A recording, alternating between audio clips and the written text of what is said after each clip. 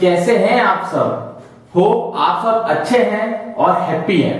आज हम chapter 9 class 10 का जिसका नाम है सम एप्लीकेशंस ऑफ ट्रिग्नोमेट्री का पार्ट सेकंड करेंगे।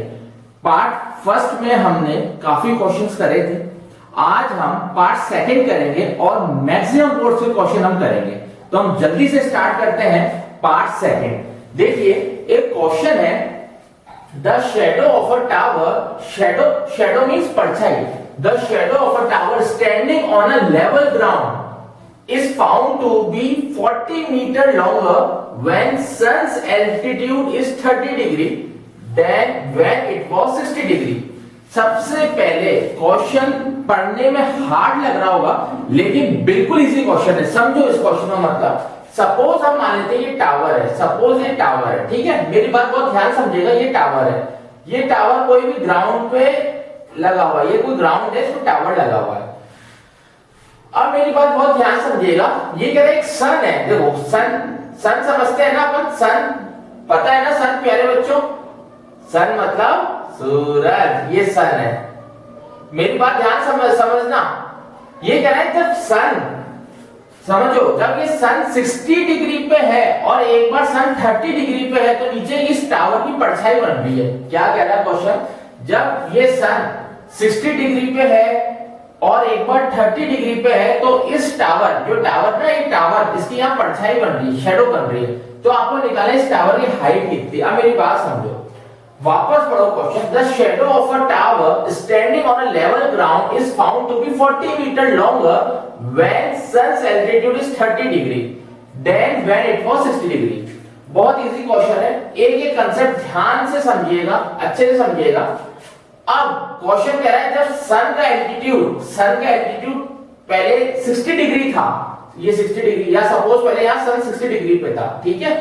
तो 60 डिग्री पे जब था, देखो मैं ये बना रहा हूं, ऐसे बना रहा हूं, ये टावर है। जब सन 60 डिग्री पे था, ठीक है, 60 डिग्री पे था तो नीचे इसकी कहीं ना कहीं परछाई बनेगी, नीचे कहीं ना कहीं इसकी परछाई बनेगी या शेडो बनेगी, ठीक है। तो हम मान लेते हैं ये ऐसे, ये मतलब इतनी डिस्टेंस पे इस टावर की शेडो बन रही है, ठीक है, 60 डिग्री। तो ये 60 डिग्री एंगल पे जब सन था, मतलब 60 डिग्री एंगल पे सन था तो इतनी क्या बन रही थी, इतनी शेडो बन रही थी। अब क्वेश्चन क्या है, अब 30 डिग्री हो गया, अब क्या हो गया, 30 डिग्री हो गया, मतलब सन धीरे धीरे नीचे ऐसे आया। क्या होता है, पहले ऊपर आता है, ऐसे ऐसे नीचे आता है, तो हम मान लेते हैं सन थोड़ा सा नीचे आया है, हम मान लेते हैं यहां कहीं आया है सन, ठीक है। तो अब इसका एंगल कितना हो जाएगा, इसका एंगल कितना हो जाएगा, 30 डिग्री। नहीं आया समझ, बिल्कुल भी नहीं आया मेरे बच्चों। मेरी बात वापस ध्यान सुनो, जब सन इधर था, ठीक है, तो परछाई इतनी बन रही थी। अब ये कह रहा है सन तो घूमेगा ना, सन ऐसे आया, थोड़ा इधर और आया, थोड़ा सा इधर और आया, 30 डिग्री पे आया, तो इतनी बड़ी परछाई बनी, ठीक है, इतनी बड़ी परछाई बनी, तो शेडो बनी। तो अब ये कह रहा है इस टावर की हाइट निकालो, इस टावर की हाइट निकालो। मतलब पहले 60 डिग्री पे सन था, फिर सन थोड़ा सा इधर आया तो 30 डिग्री पे आया मतलब सन, ठीक है। तो ये कह रहा है, तो ये कह रहा है टावर की हाइट निकालो। वापस समझो, एक बार सन जब 60 डिग्री पे था, ठीक है, तो शेडो यहां बन रही थी। एक बार सन जब 30 डिग्री पे था, शेडो इतनी बड़ी बन रही, ठीक है। समझ में आया? कहने का मतलब पहले सन इधर था, ठीक है, इधर, तो परछाई या शेडो नीचे बन रही थी ऐसे, यहां से लेकर यहां तक। अब कह रहा है सन और नीचे आ गया, ऐसे आ गया, तो और बड़ी बनेगी शेडो। तो वही चीज यहाँ कॉन्सेप्ट काम कर रहा है। आगे चलते हैं, जल्दी से देखो, इसका नाम लिख देते हैं, नाम करेक्ट कर दो, ए, ये बी, ये सी, ठीक है, ये डी, ठीक है। अब इस पर ट्रायंगल लिखते हैं हम। सबसे पहले ट्रायंगल कौन कौन सा है वो ट्रायंगल लिख दो। एक तो ट्रायंगल आ रहा है अपना ट्रायंगल ए बी डी, ठीक है, और एक ट्रायंगल आ रहा है ए बी सी। ये दो ट्रायंगल बन रहे हैं, एक तो ए बी डी यहां तक, एक ए बी सी यहां तक, ठीक है। अब क्वेश्चन को देखो, ये statement problem, height and distance की जो प्रॉब्लम्स है ना, क्वेश्चन को बार बार रीड करो। इसमें नई चीज और लिखी हुई, आपने शायद ध्यान नहीं दिया तो देखो, इसमें लिखा हुआ है shadow of a tower standing on level ground is found to be 40 metre longer when the sun altitude is 30 degree then it was 60 degree. ये कह रहा है सपोज यहां से लेकर यहां तक जो शेडो बन रही थी, सपोज एक्स बन रही थी, क्लियर। अब ये कह रहा है 30 बनाई ना आपने, जब 30 बनाई तो 40 मीटर लॉन्गर बन गई, 40 मीटर लॉन्गर, मतलब x प्लस 40 बन गई।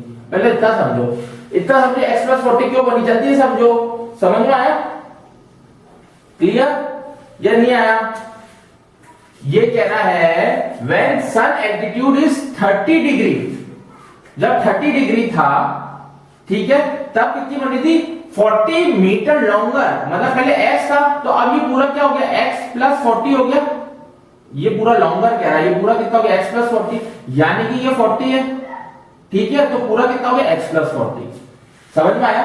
वेरी इंपॉर्टेंट क्वेश्चन है। अब ए बी डी हमने लिया है, तो ए बी डी में ये परपेंडिकुलर हो गया, ये बेस हो गया। अब बताओ परपेंडिकुलर अपॉन बेस किसका फॉर्मूला होता है? याद करो, साइन कॉस टेन, ये पता होना चाहिए आपको, फॉर्मूला याद होना चाहिए, ठीक है, पक्का याद है ना? याद नहीं है, याद कर लेना, परपेंडिकुलर अपॉन बेस मतलब टेन, तो टेन लगा दो 10। अब ए बी डी देखो, ए बी डी, इसमें कौन सा एंगल आ रहा है? 60 डिग्री आ रहा है, तो 60 डिग्री लोगे, ठीक है।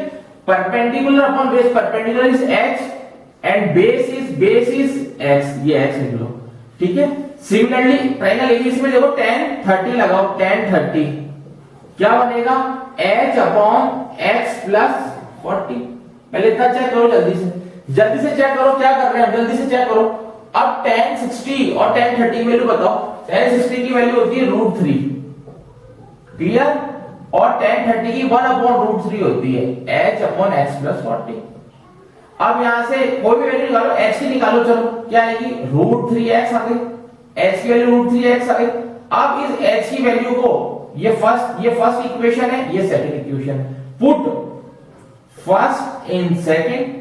अब इस इक्वेशन को यहां पुट करो भैया, करते 1 upon √3 equal to √3x upon x plus 40। कुछ भी नहीं करा, ये जो √3x आई ना, x की वैल्यू वो यहां पुट कर दी।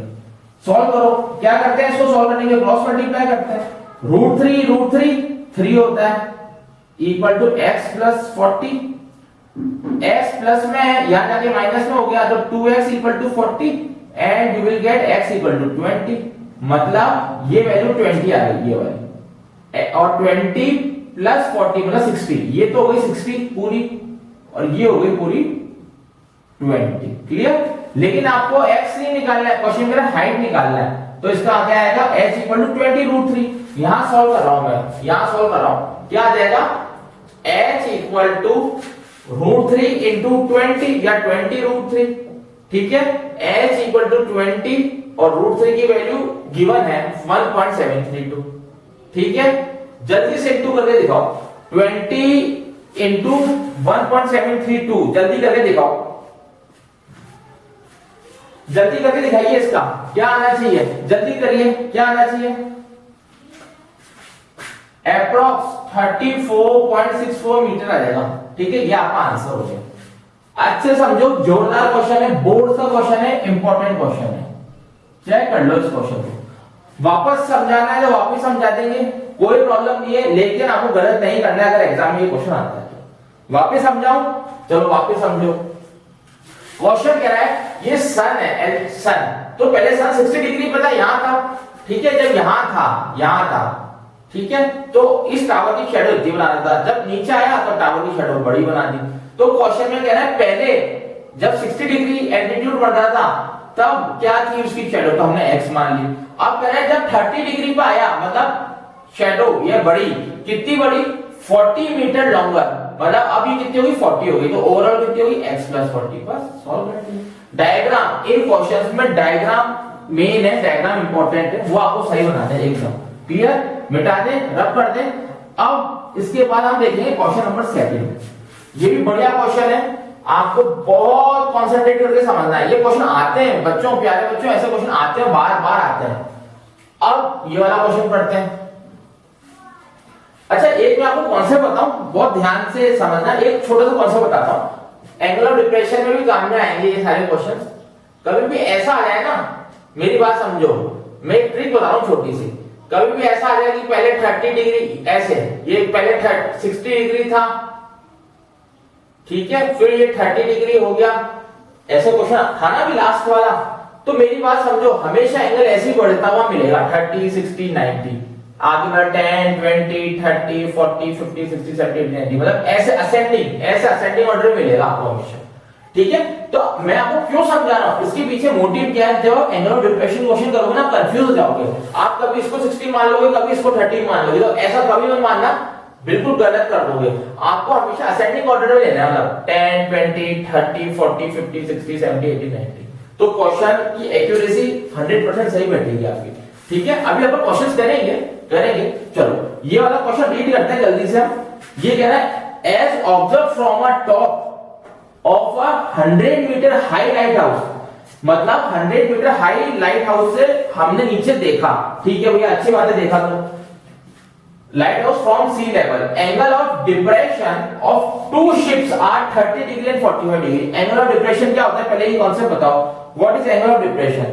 एंगल ऑफ डिप्रेशन वो होता है जब ऊपर से हम नीचे देख रहे हो, जब हम ऊपर से नीचे देख रहे हो। ठीक है, as observed from top of a 100 metre high lighthouse, मतलब एक लाइट हाउस है, ये 100 मीटर का मान लो, ये लाइट हाउस है। ठीक है, ध्यान समझना, ये बेस आ गया। ठीक है, थोड़ा छोटा बना देते हैं बेस। ठीक है, अब आगे बढ़ते हैं। From sea level, angle of depression of two ships are 30 and 45। Angle of depression means ऊपर से नीचे देख रहा है, कोई भी जगह ऊपर से नीचे देखता है, मतलब ऊपर भी ऐसे पैरेलल बना दो। ठीक है, ऊपर से नीचे देख रहा है, मतलब एक बार ऐसे देख रहा है, मतलब एक बार यहां है, इस एंगल पे देख रहा है 30, एक बार 45, दो एंगल दे रखे हैं ना, 30 और 45, मतलब ये 45 से देख रहा है। अब एक और बना दो, ये 30 से देख रहा है। ठीक है, ये ऊपर से नीचे देख रहा है, किस एंगल पे देख रहा है, किस एंगल पे देख रहा है, एक बार 30 डिग्री पे देख रहा है और एक बार दूसरा कितने पे देख रहा है बताओ, एक बार 45 डिग्री पे देख रहा है। अब मेरी बात समझो, अब आप कहोगे सर आप 30 डिग्री जगह 45 डिग्री भी लिख सकते थे ना। तो मेरी बात यार समझो, आप इन चीजों में कंफ्यूज ना हो, उसकी ट्रिक सुनो। ये ऑल्टरनेट एंगल होता है, ये 30 है, ये वाला 30 है, तो z बन रहा है, ये भी 30 होगा। ये 45 है तो ये भी 45 होगा, और ये 90 का है ही। तो मैं आपको अभी प्रीवियस कांसेप्ट क्यों बताया था, मैंने कहा था ना कि असेंडिंग ऑर्डर ऐसे बढ़ता हुआ चलता है एंगल 10, 20, 30, 40, 50, 60, 70, 80, 90 यहाँ। तो देखो ऑल्टरनेट एंगल ऐसे आप दिमाग में ट्रिक से याद करो, समझ लो कि ये 30 डिग्री है तो ऑल्टरनेट 30। अगर मैं इसको 45 मान लूंगा तो यहाँ 45 हो जाएगा, और इसको 30 मान लूंगा तो ये 30 हो जाएगा। तो 45, 30 ऐसे तो मैंने बताया ही नहीं, मैंने कहा ऐसे चलेगा असेंडिंग ऑर्डर में, छोटा फिर बड़ा फिर बड़ा फिर बड़ा। तो इस हिसाब से एंगल सेट करोगे ऊपर। ठीक है, ये तो ट्रिक है। अगर आप ट्रिक से नहीं करते, आप सोचते हो नहीं मैं तो क्वेश्चन के अकॉर्डिंग एक एक लाइन पढ़ूंगा, उससे भी कर सकते हो, लेकिन उसमें कंफ्यूज हो सकते हो। जैसे angle of diffraction of two ships are 30 degree and 45 degree, तो पहले ये कह रहा है 30 डिग्री से 30 डिग्री बना दिया, दूसरा कह रहा है 45 तो 45 बना दिया, ऐसे भी कर सकते हो। अब आगे बढ़ते हैं। If one ship is exactly behind the other, मतलब एक शिप इसके पीछे है, ऑन द सेम साइड, एक ही साइड पे है, ऑफ लाइट हाउस के एक ही साइड पे। ठीक है, find the distance between two ships, इन दो शिप्स के बीच का डिस्टेंस फाइंड आउट करना है। किसके बीच का, इन दो शिप्स के। ठीक है, ये शिप है। ठीक है, अब ड्राइंग मेरी बहुत खराब है, मैं शिप बनाऊंगा तो पता नहीं समझ में आएगी नहीं आएगी, मैं तो दिया टाइप बना दिया, अब आप समझना क्या है ये। ठीक है, इन दो के बीच का डिस्टेंस है। सेम ट्रायंगल्स कितने बन रहे हैं, देखो ट्रायंगल कितने बन रहे हैं, ट्रायंगल DCB बन रहा है, अरे DCB तो बैंक भी होता है, और DCA, ट्रायंगल DCA भी बन रहा है, चेक कर लो। ठीक है, और ज्यादातर इनमें tan के ज्यादा लगते हैं फॉर्मूले, tan के। ठीक है, DCB देखो, DCB मतलब tan 45, और क्या होता है फॉर्मूला tan का, भूल गए, P upon B, perpendicular upon base, perpendicular मतलब DC और बेस मतलब BC। अब आप कहोगे सर आपने BC क्यों लिया, आप तो AC भी ले सकते थे। अरे प्यारे बच्चों, एंगल तो 45 डिग्री तक है, मतलब यही वाला लेना पड़ेगा। ठीक है, अब इसका देखो tan 30, सेम वही, परपेंडिकुलर मतलब DC। अब बेस बताओ, बेस कितना DC है, DCA में 30, मतलब पूरा बेस लेना है AC, ये लिख लो AC। अब BC तो गिवन ही नहीं है। अरे प्यारे बच्चों, जब गिवन नहीं है तो x मान लो, let BC will be x, और x मान लो तो tan 45 तो 1 होता है, यहां 1 लिख लो, DC अपॉन BC, BC मतलब x, तो DC की वैल्यू क्या आ गई, x आ गई, क्या आ गई, x। सबसे पहले ये ध्यान रखो। ठीक है, डीसी की वैल्यू क्या आ गई, x आ गई, और डीसी कितना गिवन है, 100 गिवन है, लिखा है ना 100, तो 100 इक्वल टू x आ गई। समझ में आया मैं क्या कर रहा हूं? अरे डीसी इक्वल टू x आ गया, डीसी की वैल्यू 100 है, तो x ये भी कितना होगा, ये भी 100 होगा। कैसे आया, ऐसा आया, चेक कर लो, चेक कर लो। चले आगे। अब tan 30 कितना होता है, 1/√3 होता है। डीसी की वैल्यू कितनी है, 100 दे रखी, लिख लो। एसी की वैल्यू, एसी क्या लिखोगे, एसी की, सोचो, अब आप सोचो एसी की वैल्यू क्या लिखोगे, एसी की, एसी AB प्लस BC, ये लिखोगे AB प्लस BC, क्लियर। और BC की वैल्यू आपको पता ही है, BC की वैल्यू आपने निकाली ली है, x थी, x कितना है 100, तो यहाँ पे भी 100 पुट कर दोगे, क्लियर। मैं सीधे यहाँ डायरेक्ट कर दिया, क्रॉस मल्टीप्लाई करो भैया, AB plus 100 equal to 100√3, answer आने वाला है AB equal to 100√3 minus 100, AB equal to 100 common, √3 minus 1, √3 की वैल्यू क्या है, क्या दे रखी है 1.732, तो 100 1.732 माइनस 1, माइनस कर लो, 100 इंटू 0.732, क्लियर, पक्का। अब आंसर क्या आ जाएगा 73.2। अब यूनिट देख लो, यहाँ यूनिट कितनी दे रखी है, कहीं दे रखी है क्या, दे रखी है, मीटर में दे रखी है, तो यहाँ मीटर लिख लो। तो AB की वैल्यू क्या आ गई 73.2 मीटर। चेक कर लो इसको, चेक कर लो, शाबाश। वापस बताएं, सुनो वापस। जैसे मैंने ट्रिक में बता दिया, हमेशा एंगल ऐसे बढ़ेगा, छोटे से यहां बड़ा, या 90 मैक्सिमम है, बना दिया। दो ट्रायंगल ले लिए, एक ये वाला एक ये वाला। ट्रायंगल कौन से लेने हैं, जहां एंगल बनता है ना, जैसे एक पूरा ट्रायंगल DCB, ये एंगल DC, एक ये एंगल, एक बार 45 लेके सॉल्व कर लोगे, एक बार 30 लेके सॉल्व कर लोगे, देख लो आंसर, ये आंसर है। क्लियर, पक्का, समझ में आ रहा है, वेरी गुड। करें नेक्स्ट क्वेश्चन, ठीक है।